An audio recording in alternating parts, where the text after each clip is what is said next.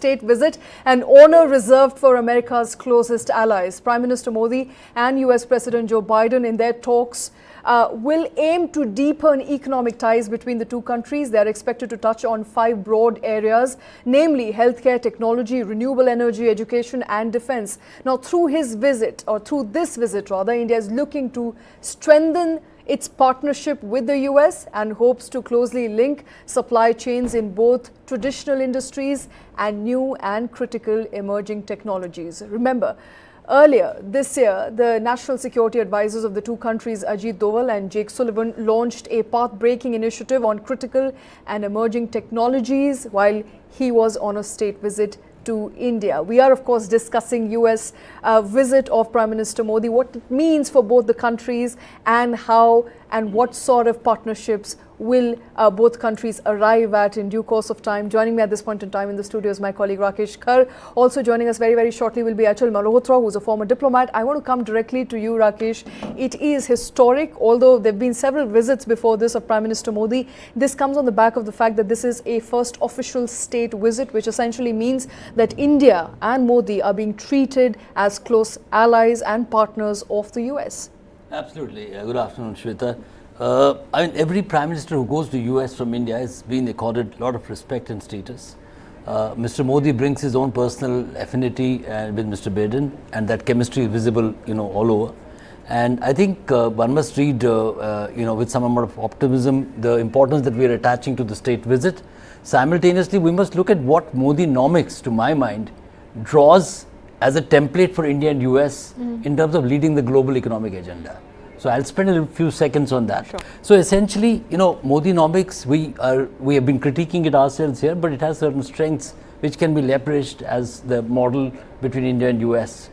So essentially, the bottom of the pyramid welfare economics, accompanied by historic corporate tax cuts and GST simplification, and second level reimagining Make in India with the PLI, a proof of which is now evident with the Apple, becoming the largest exporter in the first couple of months when it comes to, establishing a strong base for American companies in India.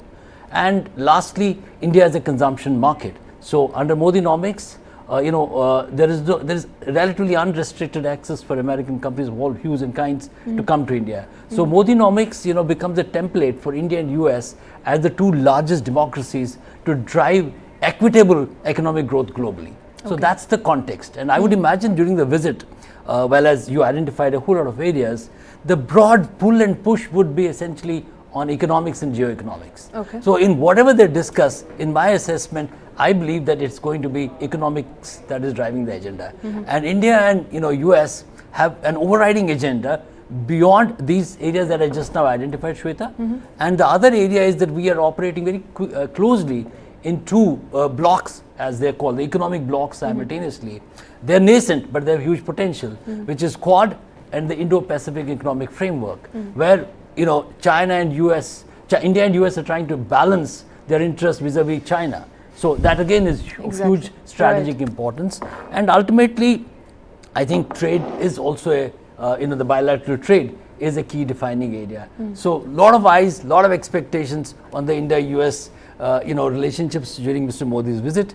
To my mind, a massive push when it comes to these areas that you identified, where the economics driving the agenda, which is, I think, the right thing to do. Absolutely, economics driving the agenda. Also, in the changing geopolitical landscape, as you briefly touched on, the changing relationship vis-a-vis China, where India is proving to be an alternative manufacturing base, rolling out PLI schemes, making it easier for American companies to come here, set shop, and not just sell and perhaps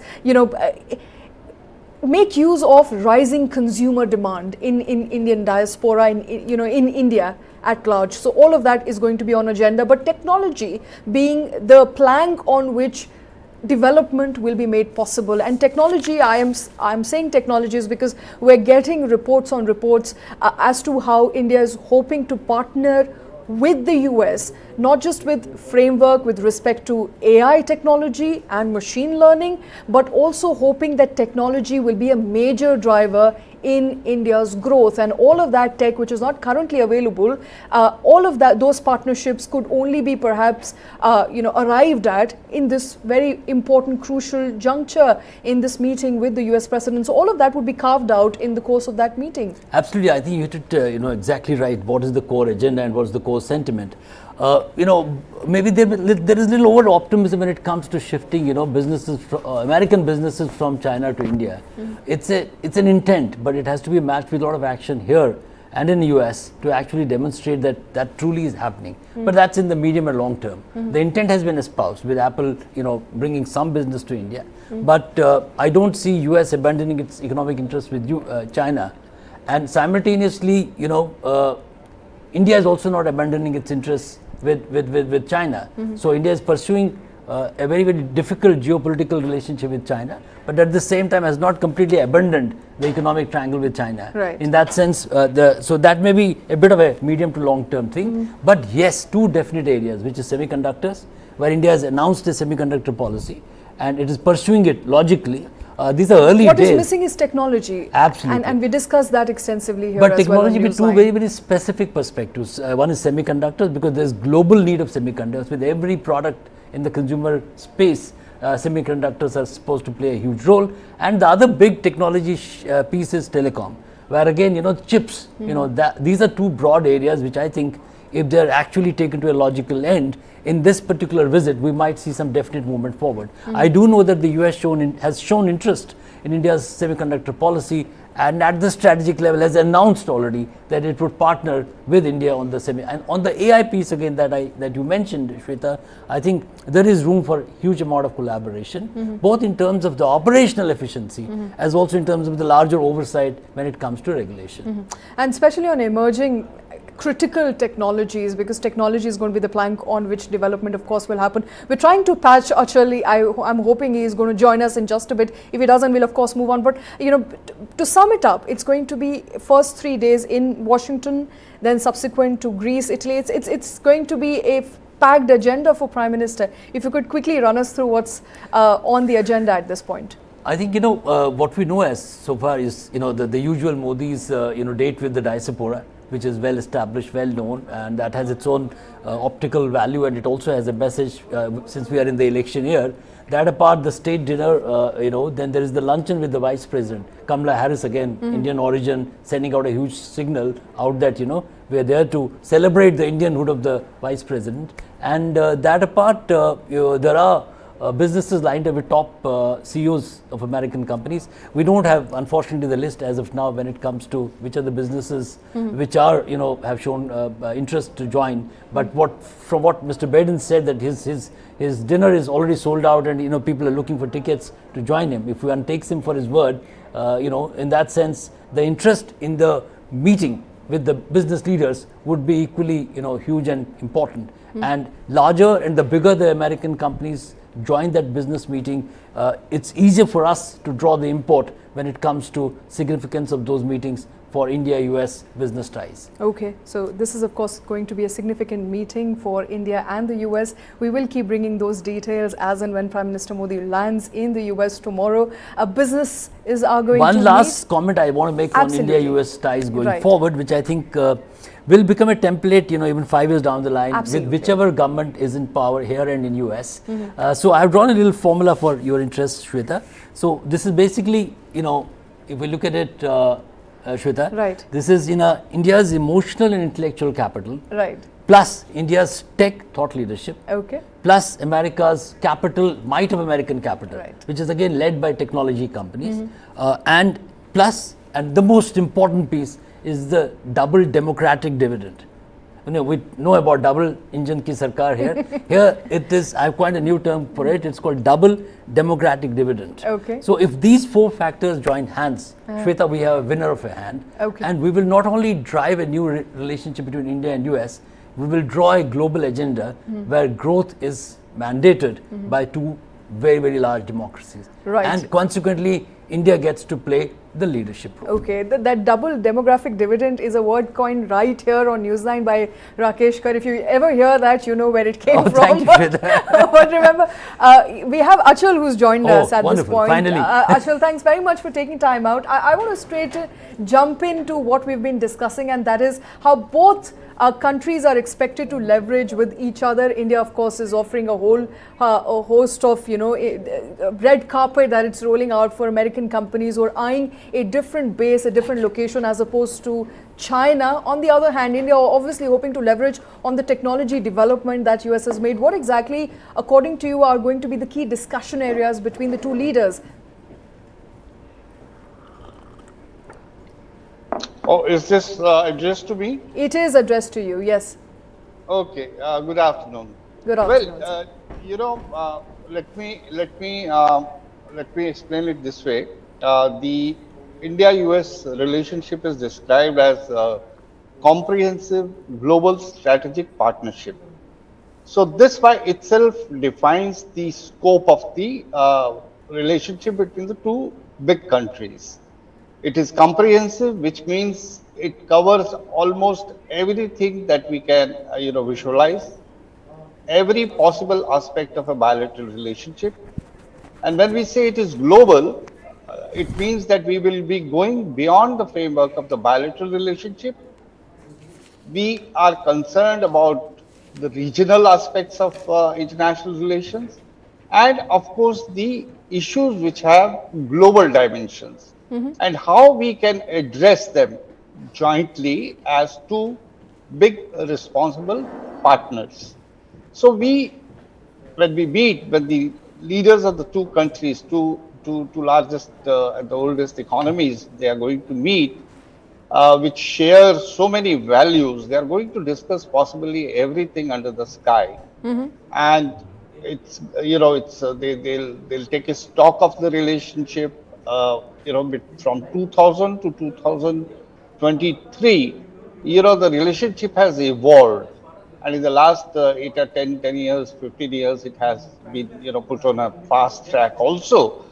So I think the emphasis, as we see from the reports, or as we see from the briefings that we are getting from the external affairs, of course, apart from the geopolitics, there would be on the bilateral front, we can look at the possibility of some big ticket defense agreements being signed, procurement of some defense equipment from USA, joint ventures for the manufacturing in India of jet engines, joint collaboration between GEC and Hindustan Aeronautics Limited. And this is as far as the defense, and there are many other things. Drones are on the wish list, and a few other defense kind of relationship. Okay. Because the relationship also in defense is not a buyer-seller relationship anymore, because India insists on the transfer of technology, joint manufacturing, collaboration. It's not that we pay you and you supply us. So Okay. that's one area, and of course, in the context of geopolitics, we know what are the burning issues: the Indo-Pacific, China, Russia, Ukraine conflict, and other troubled areas would obviously be discussed, and energy security. As I said, the canvas is so big, so you can't pinpoint any one particular area. So Okay. it's comprehensive, it's global. So Okay, anything that Mr. affects, Malhotra, specifically on semiconductor sector and the lack of technology, or India's struggle therein to get appropriate technology from the US, could feature in as agenda, because both countries, of course, are looking to deepen their ties in semiconductor space, and India is obviously hoping to leverage the development that US has made, also perhaps looking in at some greenfield investment coming in. yeah, sure, it's not only semiconductors. We have an initiative for the critical emerging technologies. So I think anything which has something to do with high technology, critical technology. Now the point here is that how much and to what extent USA at this point of time is prepared to share with us. And if you, I'm sure you would have heard the press conference, press briefing by the Foreign Secretary a couple of hours ago. Even he was not in a position to tell you specifically and exactly what the two leaders will discuss when they meet. He said, "I won't like to rush into making any guess, but we can make some intelligent guess." And definitely, what is our interest from the USA at this point of view? It's not one-sided. Of course, there are many reasons why the Americans are trying to engage us. If your time permits, I'll dwell upon that. But as far as India is concerned, our interests are very clear. You know, we we want to strengthen our defense preparedness. We want Americans to be a reliable partner. We want to procure and acquire, the most modern technology to the extent possible. So the otherwise, the trade is going on, the commodity trade is going on, the trade in the services is going on. It has already touched 120, $130 billion. Trade is in our favor, balance of trade is in our favor. So those are the old issues now. So our emphasis is on getting what we can't get from the rest of the world. Okay. And obviously, from America's point of view, there are many reasons why they are engaging us.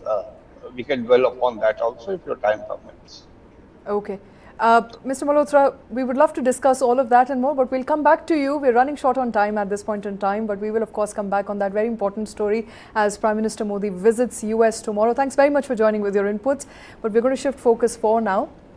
India has lost more money in 6 months of 2023 from internet suspensions than it did in the whole of 2022. This according to data from global tracker Top 10 VPN. In 2023, India lost $255 million by June, which is this year. It had lost $184 million in the whole year in 2022. Now, these shutdowns came during exams in Rajasthan, a statewide police search of Amritpal Singh in Punjab, and a still ongoing riot protest in Manipur. In Manipur specifically, the ban has been extended till June of 20. This comes amid ethnic violence that started on 3rd of May and is still ongoing in various places. Internet has been shut down in state for a month and a half now. Now, while internet shutdown hammers economy, hurts daily life, work and employment, sometimes they become necessary, according to governments and state, to control mayhem, rioting and protest. Joining us at this point in time to talk about internet shutdowns in India, their economic cost, is Krishnesh Bapat, who's a lawyer. Also joining us at this point in time is Nikhil Pahwa, who is the founder of MediaNama. With me in the studio is my colleague Karthikeya Sharma. Gentlemen, appreciate you all taking time out. I want to specifically go to Manipur first before we go to the economic cost of these internet shutdowns. Karthikeya, you've been tracking all the developments in Manipur. There is a debate here as to when are internet shutdowns necessary. In case like Manipur, when there's violence and there's an extended violence now for a month and a half, internet shutdowns becomes inevitable. Are you in support of such a move in order to contain situation, or do you feel work and life can go on as usual and internet should be allowed to freely be, should be allowed, should not be contained, should not be blocked, and people should be allowed to make life work as usual? See, internet is banned in those areas where law and order becomes an issue. So Kashmir is one example that internet is, interrupted, shut down, or the speed is reduced, or from 4G it becomes 2G, or they won't allow you to send videos but only stills. You can message but not talk on WhatsApp, things like that. So they do it in a staggered way. But there's been a complete internet shutdown in Manipur. Issue is that earlier internet was about communication, entertainment, but now in data is not about entertainment and communication. It is also about basic services. So you create hindrance, and courts have also observed on the internet issue. For example, payment, shopping, shipment, transfer of funds, you affect all that. So you affect daily life. So I think the use of shutting down of internet as a tool to contain insurgency or to maintain law and order should be intermittent or should be used very judiciously, and it should be lifted. To say that if to ban internet in a place for 40 days, imagine how many things you do with your mobile phone. When was the last time you went to the Vodafone shop? Or when was the last time you went to the Bijli Ghar? Or when was the last time you had to stand in a queue? You had so many services in Delhi that even one vegetable can be delivered. So I think internet shutdown should not be looked only from the perspective of an economy. Internet shutdown is also about rights. Your basic lifestyle gets disrupted with internet shutdown. Absolutely. You can't even get a taxi these days. You don't have those taxi stands. You don't have those 1980s sort of, every colony with a taxi stand at the corner. No, you don't have that. Now everything is on the data. So Manipur is a striking example that the governments of the day will need to come out with better ways to ensure law and order, to ensure that the insurgency is controlled, because despite internet shutdown, do you feel that the insurgency in Manipur has gone down, or the terror activities have been reduced, or the resolve of the Pakistan is down? No, it's same. It's done differently. So I think internet shutdown affects civilians more than anyone. Okay. The perpetrators of violence will devise any other way. Okay. You just make their life slightly tough, but they will have their way. They'll have wireless. They will use human couriers. But for civilians, it becomes a problem. And Manipur is needless to say that. Manipur is an example of Okay, needless to say, it becomes difficult for civilians. People who want to perpetrate violence will find a way or the other. Nikhil Pahwa, I want to come to you, and the reason I'm asking this question is because according to an Internet Freedom Foundation report, internet shutdowns in India are often unwarranted, unaccounted for. They're of course coming down heavily on India, making sure that the first step it takes is cut down access to internet. It is a debatable point of view. However, what my colleague here essentially saying is there are other ways to work around it, and shutting internet only hurts people, the common man.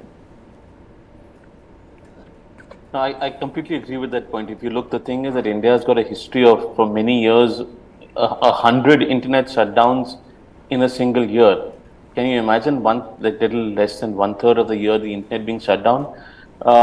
Darjeeling, for example, about 3-4 years ago had the internet shut down for 100 days consecutively. Can you imagine life like this? So what happens to us today is that the internet gets shut down in cities apart from Delhi, Mumbai, Bangalore, right? And the question that we have to ask is why? Every single internet shutdown is a suspension of our fundamental rights. It's an indication that the state is unable to protect our fundamental rights. It's a failure of the state. So if the government of India and our governance machinery overall is shutting the internet down for 100 days in the year, it's a colossal failure of governance for 100 days for 100 instances in a year. What happens? Students aren't able to apply for colleges. In Darjeeling, you had students who had to go to the border of Sikkim, climb up on a hill because they were getting a geo signal from across the border. That's the kind of impact it has on lives. Doctors quite often get consulted on WhatsApp. That doesn't work. And I would disagree. I think a 2G, even if the speed is shut down, is reduced to 2G, have you used 2G in areas where the internet doesn't work properly and you get edge, nothing works. So it's the equivalent of a shutdown when that happens. One last thing I wanted to say was that, there have been multiple instances each year, whether in Gurgaon, in Rajasthan, in Gujarat, where the internet is shut down because of some exams. I mean, how ridiculous it is that for a few students who are going to take an exam just to prevent them from cheating, you're basically taking an entire area out of and shutting down the internet for them. I think we need more accountability from the government here. It's a complete failure of governance when the internet gets shut down. Before I bring in Krishnesh, interesting, Karthik here.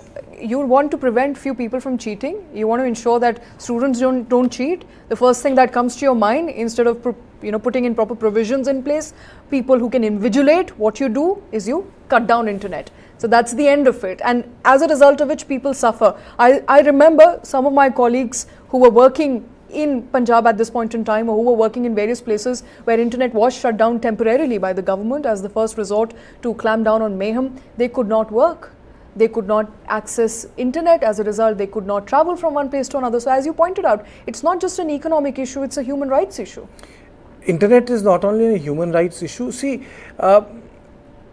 you want to create a sense of normalcy. If you want to create a sense of normalcy, would you deny a population the most basic requisite? If you want to create a sense of ordinariness, then you need to ensure that there is order in the street, there is water available, there is food, and there is data. You know, data is not an esoteric thing. People think that data is an esoteric thing. It's like medieval times, you deny water and food to village, people will fall in line. They think that if you deny data, it will hinder movement of ideas, it will hinder coordinated attack against the state. But there are other ways. Do you think there is internet in Dandakaranya? Do you think there is a lot of internet in Chhattisgarh? But still you have those Naxalite attacks on our forces. Are they using data? No, they were not using data even in 60s and 70s. They were using wireless. They were using different things. Or when insurgency started in Kashmir, was there data? Or did it start because, or were they able to control it by reducing the data? No. I think everything requires political dialogue. Internet is an enabler. So, to say that if you deny people the services, they will talk. Internet services have been denied, not VOP. People can still make calls. Video. Our journalism is now dependent on phone calls. I don't get people on my show on a Zoom call. They come on their mobile phones, landline. I plaster a photo of theirs and then we speak and then we talk. Then I make graphics out of their statements. So the message is there. So if you ban internet, what do you achieve ultimately? Ultimately, you are just depriving a person, apart from video getting viral or photos being sent or passions being aflame. There is nothing more than that you do, because you disrupt the person's service. So my point is that, arbitrary ban of internet should not happen. And the more you use an internet ban to bring a situation, it's like an ultimate tool. You have a problem on Aurangzeb in Maharashtra, there is an internet ban. You have a problem in some district, internet ban. Do an internet ban, but revoke it. But you can't have an internet ban for 45 days. Makes sense. Are we going to say that we're going to have an internet ban in a state like Manipur for 6 months? It's been a month and a half already. 45 days. Exactly. So how can you do that? Okay, absolutely. I mean, people continue to suffer, even if a few fringe elements are currently violently engaged with one another. It's the general population, the general people who are sitting in homes, they continue to suffer. Krishnesh, I want to understand this from a legal point of view. In 2020, Supreme Court has said that internet shutdowns should not be frequent and there should be guidelines in place. Since then, we've seen at least 8 internet suspensions in Arunachal, followed by Maharashtra, West Bengal, Punjab, Rajasthan. So it looks like to me the guidelines have not been set in place and the order has not been complied with. Absolutely. Supreme Court's judgment has not been followed at all. I think one thing with respect to Manipur, it's important to be noted that Supreme Court said that internet shutdowns cannot be indefinite. But this Manipur shutdown has continued for almost 45 days now. Beyond that, Supreme Court also said that you should publish internet shutdown orders, but several states continue to not publish them or even provide copies of the orders in response to RTI requests. As you correctly said, Supreme Court in 2020 said that impose internet shutdowns only when it is unavoidable. Now, what has happened in Rajasthan or in West Bengal, internet shutdowns are being imposed to prevent cheating in exams, as the other panelists also said. And that's absolute violation of Supreme Court's judgment in Anuradha Bhasin. And this is why several people have now approached the Supreme Court seeking compliance with the decision in Anuradha Bhasin because states are not following it. I just want to add that in terms of impact, as a recent report by Internet Freedom Foundation and Human Rights Watch discusses, the impact is much broader than was previously discussed. Because of Aadhaar, because of Digital India, a lot of basic rights can only be accessed if internet is available. You can get ration only when your identity is authenticated using a device which uses mobile SIM. When internet is suspended, people are not able to get ration in Rajasthan. Their attendance is not registered under Manrega and they're not getting wages. So a range of problems which affect your basic socioeconomic rights accrue because of internet shutdowns. All right, so socio-economic rights there, not just that you cannot access internet, so you cannot watch movies, you cannot be on YouTube, you cannot watch reels, but essentially as Krishnesh pointed out, the more we are trying to go digital, the more we are linking our Aadhaar card to various facilities, including ration card, including access to basic facilities like a Digi Locker if I'm not carrying my driving license. All of that is made possible, and the government of course trying to bring more and more people into the Digital India initiative. All of that comes to a halt and a grinding halt the moment internet shutdown is put in place. What essentially can happen at this point in time to send out a clear message? Because while you have Internet Freedom Foundation coming up with that report, that's not enough. We continue to see economic downfalls of internet shutdowns. See, I'll give you a specific example of Manipur. Like in Manipur is the doorway to the East Asia policy. Now, there is a Kaladan project which would connect Manipur to the Southeast Asian countries.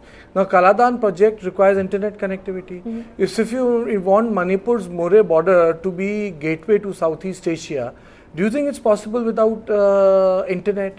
Is that movement possible without connectivity?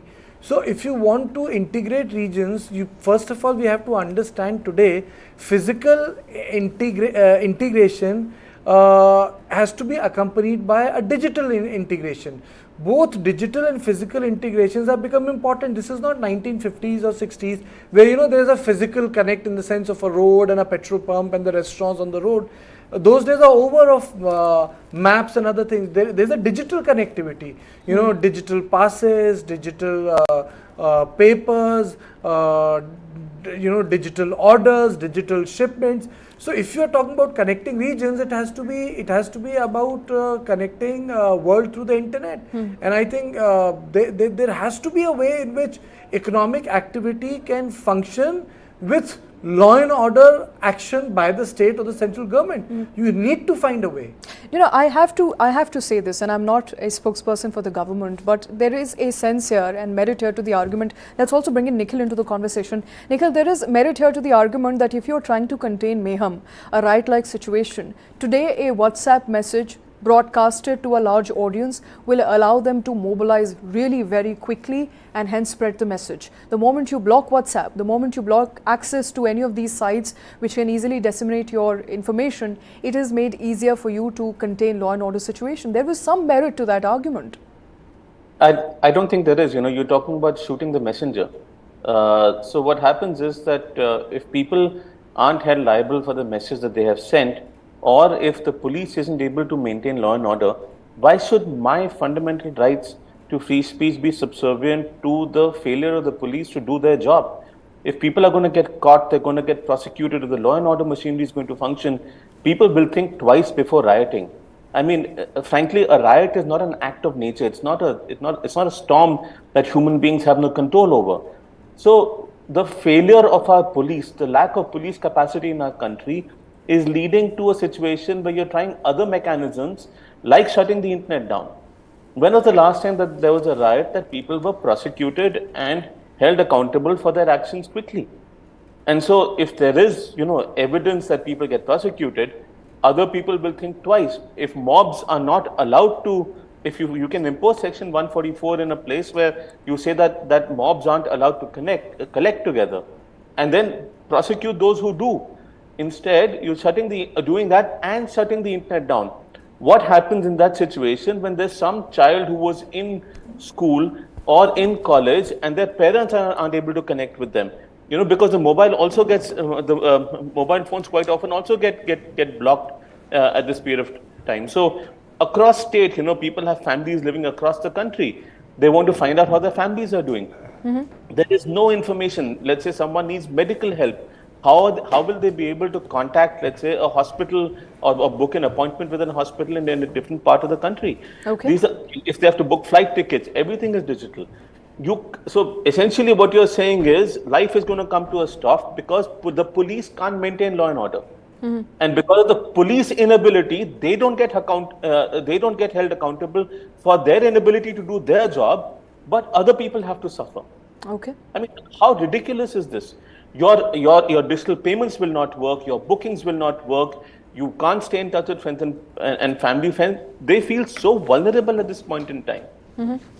Even your real estate transactions, and I mean, we did interviews with brokers, etc. in Kashmir when there were like 6 months of internet shutdowns at a stretch. Look at the frequency in which the internet has been shut down at a stretch in Jammu and Kashmir, right? That entire state is, I mean, so many actions in that state are paralyzed. So this is an issue of disproportionality. For addressing the problems of a few, you're punishing everybody. Okay. And that cannot be allowed to happen. And this is not a new issue. We've been raising this issue for the last 8 years. For years, India has topped the charts for the number of internet shutdowns in the world. How shameful is it? At one level, you're going across the globe during the G20s talking about digital public infrastructure, but your digital public infrastructure can't function when there's an internet shutdown. Okay. It is utterly shameful that you just want to do a PR campaign about digital public infrastructure, but you don't want to take the necessary steps to ensure that it remains active for everyone all the time. Okay. Mr. Pahwa, I understand your sentiments here, and it does feel like you're depriving common masses of their right to internet, and in essence depriving them of food, pay, work, all in toto, making their lives harder and harder. Before I wrap this up, I want to quickly get in Krishnesh once. And Krishnesh, you know, Internet Freedom Foundation published a report saying that internet shutdowns in India are often unwarranted and unaccounted. How do you define those terms? Unwarranted because Section 5(2) of the Telegraph Act requires a public emergency or a threat to public safety before you can impose a shutdown. But oftentimes, as we discussed before, shutdowns are imposed when these circumstances simply do not exist. Cheating is one example which we've already mentioned, or just to quell protests. If protests are not or do not have the possibility of leading to violence, there is absolutely no legal justification for suspending internet services. Okay. Beyond that, accounting for internet shutdowns is also important. The government does not maintain any database of how often they suspend internet services. They also do not publish orders, as I mentioned earlier. The only sources you have are independent sources who are tabulating internet shutdown orders or instances of internet shutdown on a weekly basis, such as the one maintained by SFLC. Now, because of this, lot of shutdowns simply go unaccounted for. Internet is suspended, people are affected, but around the country, we do not know what's happening. In fact, the Parliament Standing Committee has asked the government to account for internet shutdowns which happen across the country. But the government has not done this. It's been more than a year since the Parliamentary Standing Committee released its report. So several shutdowns continue to go unaccounted. The numbers which are on the screen right now are probably lesser than what the actual number is. All right. So unaccounted internet shutdowns and internet shutdowns that cannot be justified, of course, continue to prevail. India becoming the third economy in the world to take the worst possible economic hit for shutting down internet very, very frequently. Krishnesh, Nikhil, thanks very much for joining with your inputs on that very important story. We will, of course, keep tracking all the details there. But shifting focus for now to Adipurush, which is in news. Whether you watched the movie or not, you liked it or not, numbers are stacking up well for the movie. The movie has minted 340 crores at the box office in 3 days, according to the makers. There is also a meme fest on social media. While many have taken an issue to portrayal of the mythological characters, there's also concern around dialogues and the overall quality of GFX. Many users have taken offense to how Sita is dressed, others have a problem with Hanuman's dialogues, etc., etc. The internet is abuzz with opinions about the movie, but all in all, the movie continues to hog limelight. Joining me at this point in time is Joginder, Tuteja. Also with me in the studio is my colleague Krishnakumar. I want to first go to Joginder first. I quickly run us through the numbers that the movie has got before we go to the quality of dialogues and guests. How is the movie performing, Joginder? Yeah, so if you look at it from the numbers perspective, the first 3 days, if I just talk about the India collections, they have been superb. The film has entered the 100 crore club in just 3 days. It's reading around 110, 112 in 3 days. And that's bigger than the lifetime of many other biggies which have arrived post-pandemic in the last 20 months. So numbers are superb, as we can see in India. I'm talking about just the Hindi numbers. Okay. The Telugu numbers, again, they are pretty great, about 70 to 80 CR just from, the 3 days.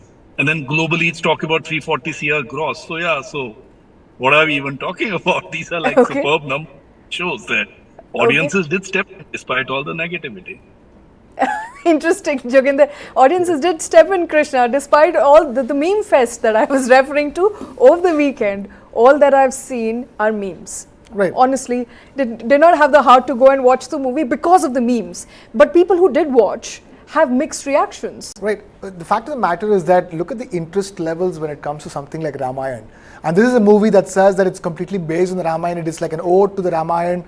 So whatever be the case, whatever is the final outcome of the movie, many had already pre-decided to go watch Adipurush because it was Ramayana at the end of the day. So that's why that sort of partly explains the numbers to me. I would have only wondered what would have happened if this did not end up being a meme fest and a cringe fest and was actually loved by everybody. These numbers could have been easily double or triple. That's the reality of it all. And could be doubled in the week's time. Yeah, This I'm is saying just even for the first week, you Right. could have you could have had even greater numbers if the film was able to satisfy a lot of people. But I think what is the reason why you're seeing these numbers, despite the fact that you've seen so much of memeing going on about it, and as you rightly pointing out, Shweta, that's all I read on social media all through the weekend. It was as if there was no other topic to discuss in the country apart from Adipurush and the graphics not being good in the dialogues. You're talking about the dialogues. The latest is that the makers of the film have already gone and publicly announced that the redubbing, changing the dialogues of the movie process is already on. It's already been rewritten. Right. The scriptwriter Manoj Muntashir has almost finished the rewriting of those dialogues, especially the dialogues of the character called Bajrang based on Hanumanji. Devdutt Nage, the actor who portrayed that character's dialogues, which were considered insulting towards Hanuman, the makers have decided to change those dialogues. They're saying in the next 72 hours, as in the next 3 days, you could find the re-edited version, patched up version of Adipurush hitting the movie screen. So, that is also going to happen. So, I don't know if the numbers are going to skyrocket further when that, the redone version hits the screens or not. But for now, the fact of the matter is that, yes, cringe fest, but as far as box office is concerned, nothing. The numbers very are close speaking. to a blockbuster. Absolutely, numbers are speaking for themselves. Joginder, this is going to be very close to what we saw, and I think Krishna's right. This is blockbuster, right? 300 crores. What exactly is the break-even number here? How much money was put in to make the movie? And if the numbers continue to sustain, do you think this is going to break the previous track record of previous, Shah Rukh Khan movie that just hit the screens? No. Let's be prudent here. The film is gonna be doing good numbers, definitely. But is it gonna beat the 500 net, which Pathan had done earlier this year? It was about 545 net between Hindi and Telugu. Certainly, Adipurush won't really reach there. What it has done so far is that it has come over and... Yes, Joginder, we can hear you. Yeah. What it has done is that it has still come over and done some good business. So it will do, I believe, around 350 to 400 net in the best case scenario, which will again be pretty superb. But no, it won't be really Pathan at the end of the day because that film went into a different level play altogether. This one, what it did really well was that it has done, brought in a lot of moolah from the OTTs and the music and the satellite and so on. So it's safe. It's going to be making good progress. But Joginder, if they've already made 340 crores, and that of course is the claim of the makers, how difficult will it be to cross 500 crores? No, 340 is gross, which is global. 526 that I'm saying, 545, that was just India net. If you talk about overall gross of Pathan, that was more than 1,000 crores. They had touched 1,000, which was a global gross. Here we are talking about 350 gross. It won't reach there.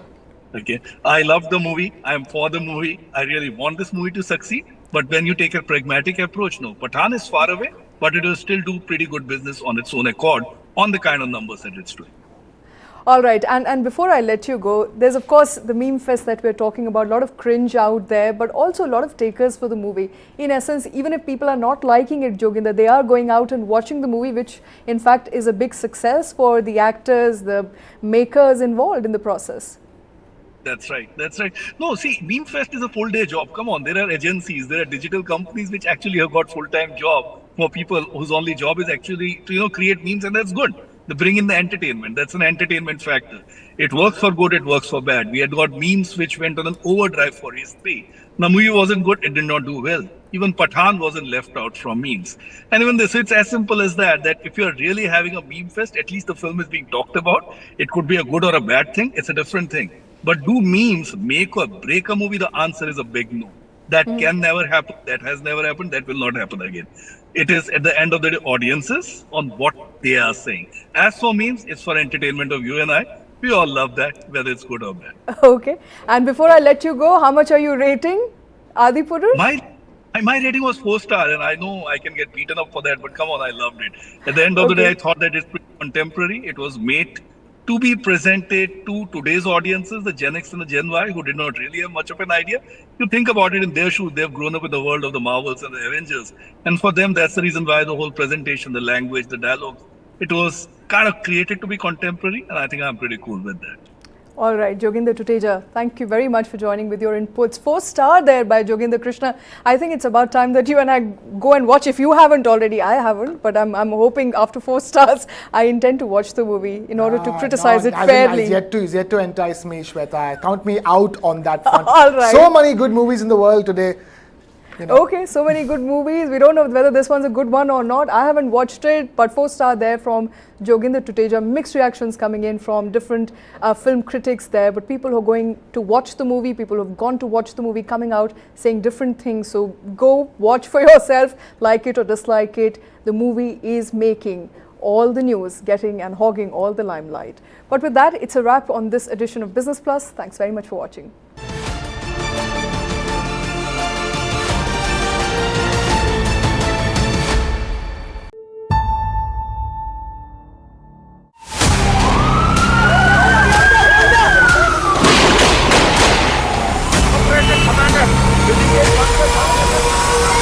Our country faced the horrors of terror long before the world took serious note of it. Over the decades, terrorism, in different names and